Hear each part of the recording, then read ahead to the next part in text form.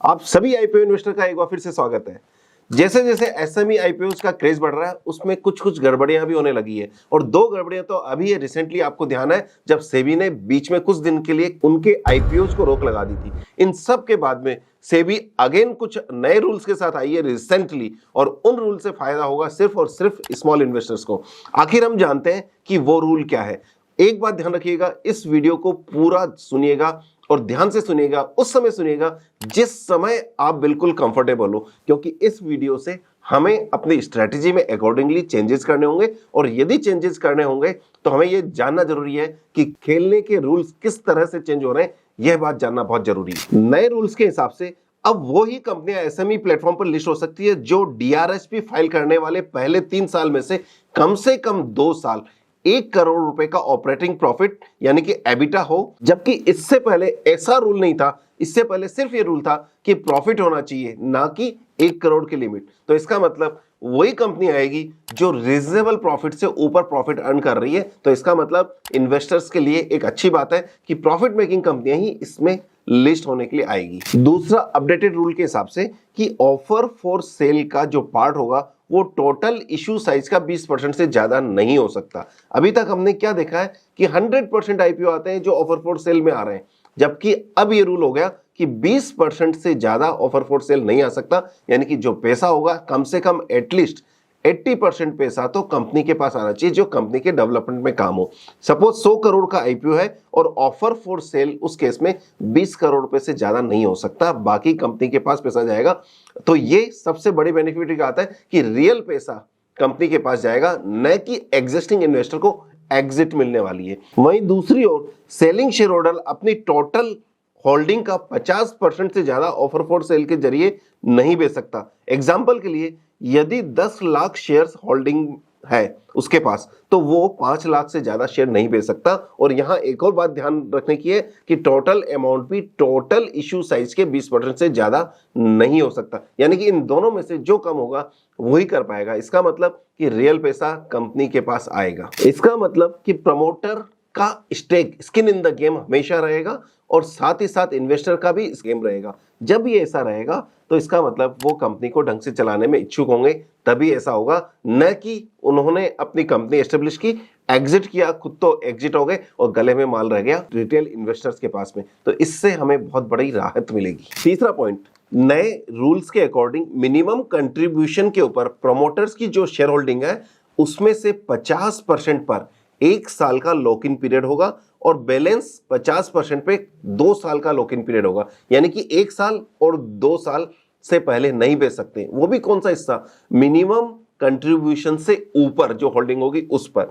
इससे क्या होने वाला है कि कभी कभी कंपनी का मैनेजमेंट या प्रमोटर शेयर्स को बेच दिया करता था या डीस्टेबलाइज कर देता था, एग्जिट कर लेता था, अब वो हमेशा रहेगा। यानी कि अगेन पॉइंट वही है, स्किन इन द गेम हमेशा रहने वाला है। चौथा पॉइंट, जी हाँ, ये आपके लिए यानी कि एक रिटेल इन्वेस्टर के लिए या स्मॉल एचएनआई के लिए बहुत इंपॉर्टेंट है। इसके अकॉर्डिंग नॉन इंस्टीट्यूशनल इन्वेस्टर यानी कि एचएनआई कोटा में अलॉटमेंट उसी तरह से किया जाएगा जैसा कि मेन बोर्ड के आईपीओ में किया जाता है। अभी क्या होता है कि जो अलॉटमेंट होता है वो प्रोपोर्शनेट होता है। यदि 100 टाइम इश्यू हो रहा है तो 100 टाइम यदि किसी एचएनआई ने एप्लीकेशन लगा ली तो उसको एक अलॉटमेंट गारंटेड दिया जाता है। अब नए रूल के हिसाब से बहुत अच्छा ही होने वाला है कि आपने चाहे 100 टाइम लगाई हो, चाहे मिनिमम एचएनआई कोटा का जो भी मिनिमम साइज होगी वो लगाई हो, दोनों केस में यह माना जाएगा, पहले तो आपकी एक एप्लीकेशन मानी जाएगी। यदि सभी एप्लीकेंट को एक एक अलॉटमेंट मिल गया उसके बाद में बचेगा तो वो एचएनआईज को जिन्होंने एडिशनल लगाई है उनको देगा। इसका मतलब आपने मिनिमम एप्लीकेशन लगा दी तो आपको अलॉटमेंट प्रोबेबली ये है, जैसा हम कई बार इश्यू में बात करते हैं कि 249 या 250 एप्लीकेंट में एक टाइम हो जाएगा। यदि एप्लीकेंट ही 250 आए हैं तो डेफिनेटली आपको मिल जाएगा। तो इस केस में आपको क्या करना है, आपको अपने maximum demat account family member के खोलने हैं जो मेन बोर्ड के आईपीओ में कर रहे हैं। उससे क्या होगा कि आपके पास 10-10 लाख रुपए होंगे, वो इसमें लगाएंगे तो आपको प्रोबेबिलिटी ऑफ अलॉटमेंट बढ़ जाएगा। और हाँ, डीमेट अकाउंट खोलने के लिंक डिस्क्रिप्शन में, तो आज ही एक्टिव हो जाइए, अपने डीमेट अकाउंट खोल लीजिए। यदि आप चाहें कि एसएमई के लिए भी माइनर और एचयूएफ और कॉर्पोरेट अकाउंट खोल सकते हैं, उसके लिए आप हमारी टीम को कनेक्ट कर सकते हैं। देखिएगा ये सबसे बड़ा बेनिफिट है स्पेशली आईपीओ इन्वेस्टर्स के लिए, तो इसके लिए आप तैयार रहिए। पांचवा पॉइंट, पर्पज ऑफ फंड्स या पर्पज ऑफ फंड रेजिंग या इशू का ऑब्जेक्ट क्या है। तो तो जनरली हमने ये देखा है जनरल कॉर्पोरेट पर्पज, इसके लिए फंड रेज किया जाता है। अब इसकी कोई लिमिटेशन तो है नहीं, कोई भी तरह की उसका ट्रैक नहीं है कि जनरल कॉर्पोरेट पर्पज में क्या आएगा और क्या नहीं आएगा। तो इस पर्पज के लिए यानी कि जनरल कॉर्पोरेट पर्पज के लिए 10 करोड़ रुपए या 15% ऑफ टोटल इशू इतना ही लिया जा सकता है। मैक्सिमम 10 करोड़ रुपए या टोटल इशू जो जितने का इशू होगा उसका 15%। सपोज 100 करोड़ का इशू है तो 15 करोड़ या 10 crore which ever is lesser यानी कि 10 करोड़ हो सकता है। 50 करोड़ का इशू है तो 7.5 करोड़ यानी कि 15% यानी कि 7.5 करोड़ रुपए ही लिया जा सकता है जनरल कॉर्पोरेट पर्पस के लिए। बाकी 42.5 करोड़ रुपए रियल कुछ ना कुछ कंपनी के डेवलपमेंट के लिए काम होना चाहिए, तभी वो इस पर्पज के लिए पैसा यूज कर सकते हैं। 6 पॉइंट पर्पज ऑफ फंड्स में एक और बहुत बड़ा रीजन आता है कि just to return the loan of related parties of promoters या प्रोमोटर्स का लोन। यानी कि यदि प्रोमोटर्स का 40 करोड़ रुपए लोन है और 50 करोड़ का आईपीओ ले आते हैं और आके कहते हैं कि 40 करोड़ रुपए हम लोन चुकाएंगे, तो इस पर्पज के लिए फंड रेज नहीं किया जा सकता। ऐसा नहीं हो कि फंड रेज करे और प्रमोटर को अपना पैसा लौटा देते हैं, इस पर भी रेस्ट्रिक्शन लगा दिया गया है। आपको क्या लगता है, इसका मतलब कि जो पैसा उठाया जाएगा वो लोन रिटर्न करने के लिए नहीं होगा बल्कि कहीं ना कहीं बिजनेस एक्सपेंशन के लिए होगा। यानी कि रियल जिसको पैसे की जरूरत होगी वो ही पैसा उठा पाएगा। हर कोई ऐसा नहीं उठा पाएगा कि अपना प्रमोटर अपना पैसा निकाल ले, अपना स्टेक बेच दे, बाजार तेजी में चल रहा है तो इस समय अच्छी वैल्यूएशन मिल रही है और बाद में इन्वेस्टर होता रहे। तो इस पॉइंट ऑफ व्यू से मुझे लगता है कि ये भी पॉइंट बहुत इंपॉर्टेंट पॉइंट है इन्वेस्टर के पॉइंट ऑफ व्यू से। 7वां पॉइंट, अभी रिसेंटली हमने क्या देखा है कि एक आईपीओ रोक दिया गया सेबी में आईपीओ अनाउंस होने के बाद भी, और पैसा इन्वेस्टर्स को रिफंड करना पड़ा अलॉटमेंट होने के बाद भी, या रिफंड की प्रोसेसिंग चल रही है।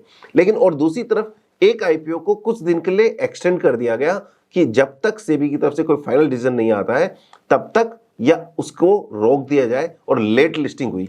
इसका मतलब क्या हुआ कि अब सेबी इस कमी को दूर करने के लिए एक रूल लेके आ रही है जिसमें एसएमई डीआरएसपी फाइल करना होगा उसे, और साथ में 21 दिन तक पब्लिक कमेंट के लिए ऑनलाइन अवेलेबल रखना पड़ेगा, जिसमें डीआरएसपी के link with QR code newspaper में एडवर्टाइजमेंट भी देना होगा।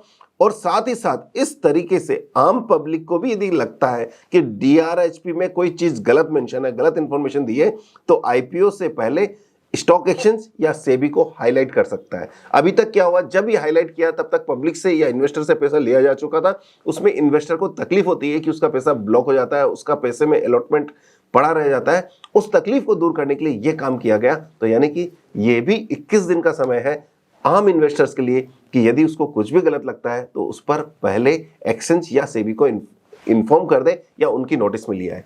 तो ये जो 7 पॉइंट है, आपको क्या लगता है कि ये 7 पॉइंट वास्तव में इन्वेस्टर के लिए अच्छा है या नहीं है? मुझे तो ये लगता है कि ये हमारे सिस्टम को, एसएमई के सिस्टम को बहुत स्ट्रॉन्ग करने वाले हैं। और जैसा कि हमने पिछले लीड मैनेजर्स के वीडियो में देखा है कि कुछ लीड मैनेजर गलत काम कर रहे थे या गलत वैल्यूएशन पे लेके आ रहे थे, रॉन्ग वैल्यूएशन पे लेके आ रहे थे, उनको यहाँ ये रास्ते जो खत्म कर दिए गए हैं, इसका मतलब अच्छे इशू ही बाजार में आएंगे जो वास्तव में वर्थ रख रहे होंगे और साथ में इन 7 रूल्स को जो फॉलो करेंगे। तो कैसा लगा ये वीडियो जरूर बताइएगा। आपको लगता है कि एसएमई में अपॉर्चुनिटीज बढ़ रही है? मुझे तो ये लगता है बढ़ रही है। हो सकता है कि इशू कम आए लेकिन जो आएंगे वो अच्छे आएंगे। यदि आपको ये बात पसंद आई हो तो इस चैनल को सब्सक्राइब करना ना भूलें।